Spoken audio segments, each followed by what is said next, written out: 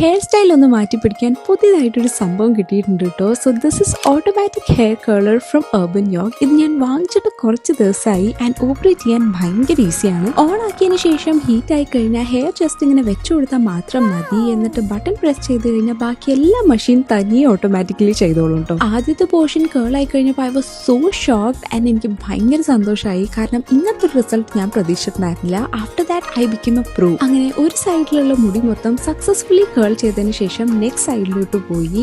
I happen to repeat the same step in the other side as well. And എനിക്ക് ഭയങ്കര ഇഷ്ടമായിട്ടോ ഇതിൻ്റെ result.